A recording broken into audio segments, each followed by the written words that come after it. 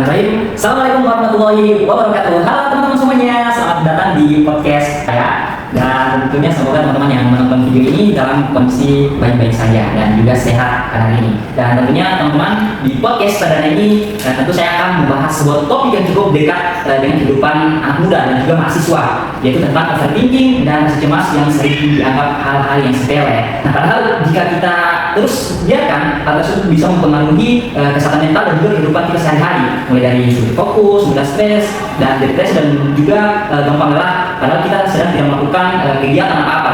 Nah, melalui podcast ini kita akan ngobrol santai bareng teman-teman dari kampus Universitas Negeri Gorontalo tentang penyebab, dampak, dan juga solusi dalam menghadapi overthinking dan rasa cemas di kalangan mahasiswa. Halo teman-teman, coba teman-teman harus kasih halo dulu ke teman-teman yang kamera. Halo.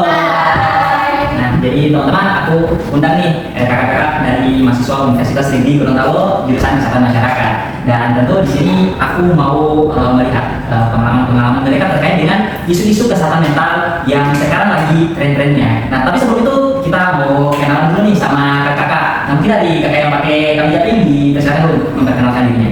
Hai semuanya, nanti aku Awal. Hai semuanya, aku Bella. Hai, aku Deva. Aku Syakira. Hai. Nah, setelah perkenalan ini mungkin bagaimana kabarnya kakak? Apakah lagi baik-baik saja? Baik. Aduh, responnya ini loh sangat apa ya, seakan-akan punya lagi masalah berat ya, keadaan yang sangat berat. Mungkin kakak bisa ceritakan dulu dong masalahnya sampai kakak bilang baik itu dengan nada yang kecil, dengan nada yang lagi down. Oke, mungkin bisa diberikan apa penyebabnya? Iya, benar ya. Kita di sini kan kayak udah di ujung semester 4 ya. Otomatis kayak tugasnya tuh numpuk banget. Apalagi udah mau puas juga kan. Iya. Jadi kayak banyak banget kan buat ngejar depannya juga kayak gitu. Oh, pansen aja sih. Berarti kakak sekarang lagi di penghujung semester 4 Iya, ya? iya. Pantesan saja. Ini udah mau libur lagi, cuman kayak masih banyak deadline yang harus kerja. Belum Kita sadar. kan menjadi puas ya. Betul banget. Seminggu lagi kan ya? Iya. Waduh, kalau Itu sih ya. Waduh, kalau saya rasakan yang kakak rasakan itu sangat ringan kepala saya. Banget sih. Bisa bikin kita stres, depresi. Apalagi kalau Iya. semakin banyak tugas tuh kayaknya bakalan kita lupa kerjain. Harus tugas mana dulu sih? Iya. Nah, tapi sebelumnya teman-teman mungkin kenapa sih terkait dengan kesehatan mental ini perlu dibahas khusus sekarang? Nah, kalau menurut aku sendiri, kesehatan mental ini perlu dibahas karena dalam dunia sekarang itu sudah banyak anak-anak yang seumuran kayak kita itu sudah mengalami kesehatan mental. Kalau perlu kita bahas ini, kita mungkin bisa memberikan solusi atau kayak apa ya? Edukasi, sosialisasi untuk cara menghadapi kesehatan mental ini gitu sih. Nah, selanjutnya mungkin teman-teman terkait dengan penyebabnya yang teman-teman bilang kalau teman-teman itu sedang tidak baik-baik saja. Nah, mungkin teman-teman lelah secara mental itu selain penyebab tugas ada lagi nggak sih selain itu? Jadi kalau aku di sini anak organisasi kan, jadi aku ini susah buat bagi waktu antara organisasi sama mengerjakan tugas. Jadi itu cukup membuat aku kayak apa ya, bingung nih, aku harus ngerjain tugas dulu atau ngerjain tugas organisasi gitu. Kakak pernah nggak sih terlihat baik-baik saja di depan teman-teman ataupun pada orang tua kita ataupun keluarga kita atau orang lain? Pastinya dong. Mungkin saya memberikan gambaran ketika teman di posting di Instagram atau di media sosial lainnya, teman posting foto tapi di situ ada yang Ngejudge gitu. benar banget. Itu pernah kakak alami nggak sih? Nah, terus dia tahu kan dia yang mengomentari postingan kita. Terus bagaimana ketika kakak-kakak itu ketemu sama orang itu? Apakah kakak bakal tanya dari saya? Ya, aku baik-baik saja sih. Mungkin lebih menjaga kepanasannya. Iya, untuk mengekspresikan bahwa sebenarnya kita tidak menerima apa yang dibuat di sosmed itu susah Kak buat mengekspresikan. Nah, terus terkait dengan tadi, menurut kakak, apakah penunjukan di media sosial itu entah menurut negatif atau body shaming bisa mempengaruhi kesehatan mental seseorang? Sudah pasti. Ya. Nah, apa sih yang kakak rasakan waktu itu ketika ada orang yang komentar yang negatif? Kalau aku sih, mungkin bakal diaktif akun aku dulu ya. Iya. Terus aku kayak emang aku sebab fantasi itu ya kayak gitu. Iya kan, terus itu bakal bikin kita menjadi nggak percaya diri untuk posting foto, terus ya kita bakal menutup diri dan itu pasti berpengaruh ke kehidupan kita. Kita bakal jadi nggak pede. Nah, sekarang kita mau lihat dari sisi anak-anak muda nih yang saya lihat itu gampang sekali stres dan juga overthinking. Apakah memang ada karena tuntutan yang harus selalu produktif atau mungkin ada lain? Di media sosial itu kan kalau misalnya kita melihat nih teman kita yang mungkin pencapaiannya sudah di atas kita, itu bikin overthinking, bisa nggak ya kayak dia, bisa nggak ya sukses kayak dia, belum lagi ekspektasi dari orang tua, berasa apa ya, seperti tinggal dia. Pokoknya kalau dibanding-bandingkan, itu salah satu penyebab kenapa anak-anak muda sekarang sering mengalami gangguan kesehatan mental. Terus apakah di media sosial dan kebiasaan burnout seperti scrolling berjam-jam juga berpengaruh terhadap kesehatan mental? Mungkin dari pandangan kakak bisa kasih dong yang kakak alami. Kalau sama aku kalau sudah scrolling media sosial itu aku udah lupa waktu loh. Iya. Bahkan waktu aku sudah merencanakan sesuatu kegiatan, tapi pas aku pengen kerjain tiba-tiba ada yang telepon. Aku angkat tuh HP, pas pegang HP tuh rasa malas mau mengerjakan yang sudah direncanakan itu. Nah mungkin dari pengalaman saya kita ada juga dari kakak-kakak lain memberikan pengalamannya terkait dengan itu. Mungkin kakak kalau makan, kalau pas sholat, pun yang lainnya. Ya sih, kayak kebetulan muda juga kan, tapi 5 menit lagi deh, ini apresiasi banget full ya kan. Betul banget sih, aku kayak bakal scrolling terus. Ya udah sampai lupa tidur, lupa tidur nggak sama ya. Iya, alasan saya sih itu juga mungkin salah satu penyebab kenapa anak-anak muda ataupun Gen Z ya lebih banyak kena kesehatan mental. Nah, pernah nggak sih kakak merasa insecure saat melihat sebuah pencapaian milik orang lain? Tadi sudah Sudah disinggung tadi oleh Kak Syakira ya. Nah, tapi mungkin bisa diberi pandangan oleh kakak kalian mungkin bagaimana terkait dengan teman-teman kalau melihat suatu pencapaian di media sosial ataupun secara langsung itu bagaimana rasanya kakak? Mungkin kan kita tetap sebagai manusia wajar ya merasa bahwa kita ini masih tertinggal. Nah, namun setelah melihat itu pasti ada motivasi dari kita walaupun sedikit untuk bagaimana caranya bahwa aku ini bisa nih kayak dia. Cuman aku pasti masih mencari-cari nih, pasti mencari cara gimana kalau bisa apa ya kayak Bagaimana kita bisa objek seperti Iya, itu. begitu. Nah, mungkin juga ada yang menganggap itu hal positif. Dan mungkin dari sisi positifnya itu bisa mendorong diri kita bagaimana kita supaya menjadi orang tersebut. Nah, tapi beda-beda perspektif orang-orang. Nah, terus menurut teman-teman nih, apakah lingkungan pertemanannya toksik atau sering dibanding-bandingkan itu membuat seorang itu makin cemas? Iya sih, lingkungan itu salah satu faktor yang paling berpengaruh sih. Jadi dari apa kan mulai dari lingkungan kalau lingkungan yang baik kan kita juga membawa anak-anak.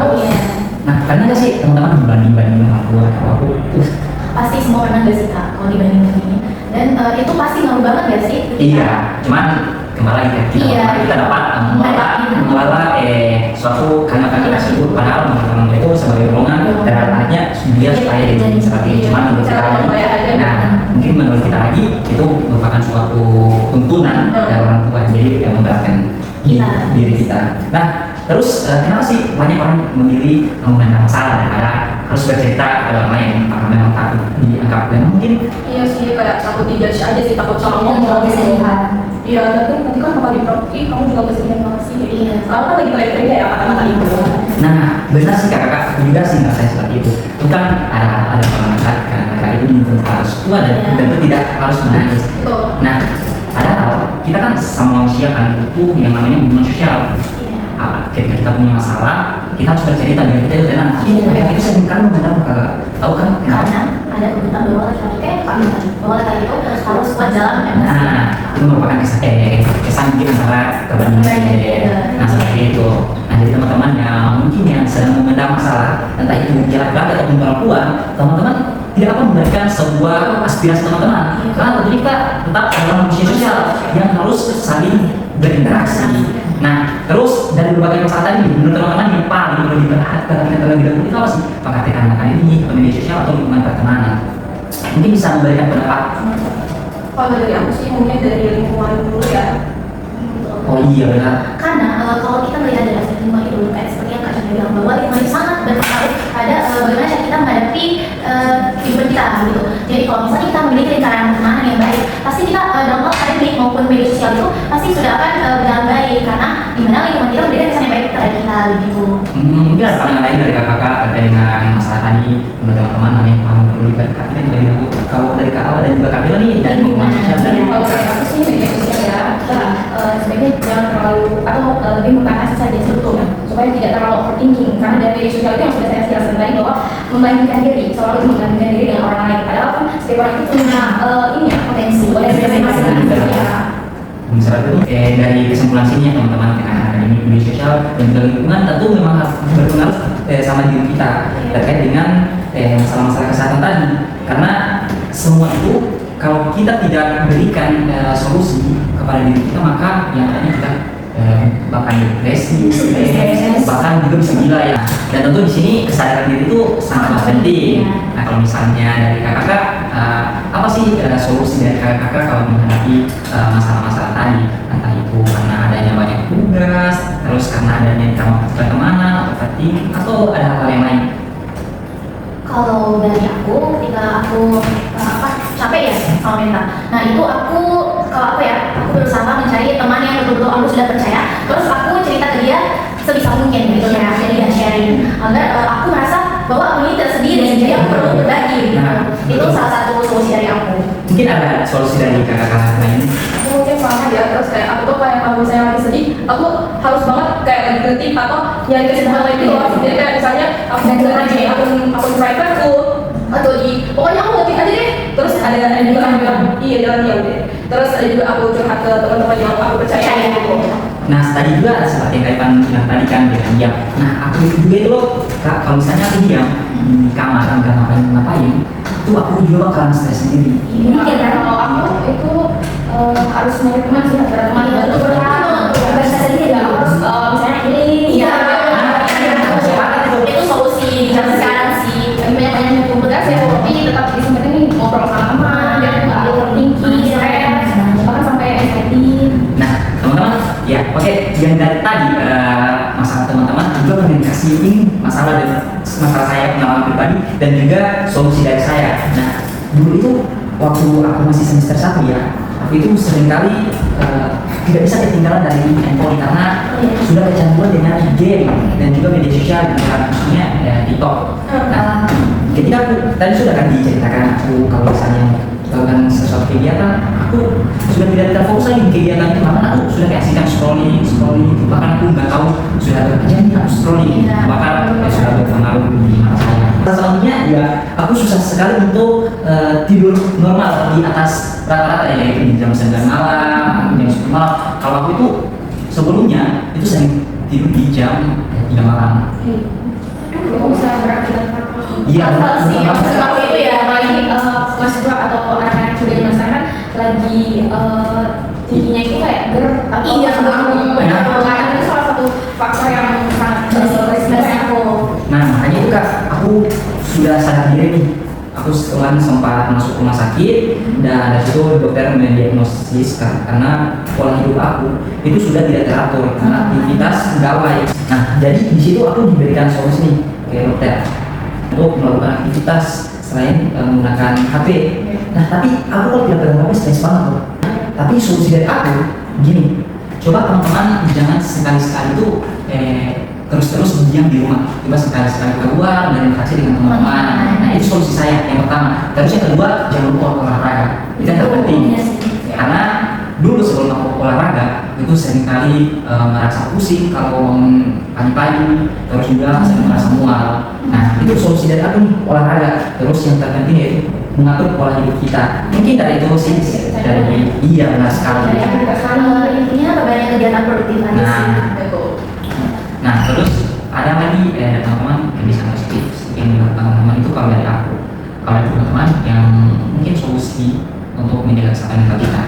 Kebiasaan positif mungkin 11-12 sama yang bilang sama tadi kan, berolahraga. Terus kalau aku biasa melakukan hal-hal yang membuat mood aku bagus tuh, kayak misalnya aku dengar musik karaoke yang sendiri. Nah itu bisa bantu aku buat menstabilkan mood aku dari yang overthinking, bisa jadi mood aku baik karena aku melakukan hal yang aku suka, yang positif bagi aku gitu. Nah di sini aku bakal membuat kesimpulan nih. Jadi dari pembahasan kita ini kita bisa menunjukkan bahwa overthinking dan juga rasa cemas memang sering dialami oleh kita sebagai pelajar ataupun pemuda-pemuda yang terutama di era Gen Z. Nah, karena mungkin tekanan tugas ataupun media sosial yang tadi sudah disebutkan, terus lingkungan pertemanan dan juga tuntunan hidup. Namun hal tersebut tidak boleh kita anggap sepele. Mungkin itu saja dari kita dan saya ucapkan terima kasih kepada narasumber yang sudah menyempatkan waktu hari ini untuk berdiskusi terkait dengan kesehatan mental. Untuk itu teman-teman, mungkin kalau misalnya ada yang tidak mengenakan dan ataupun kesalahan-kesalahan yang lain tolong dimaafkan. Oke, dan saya, assalamualaikum warahmatullahi wabarakatuh.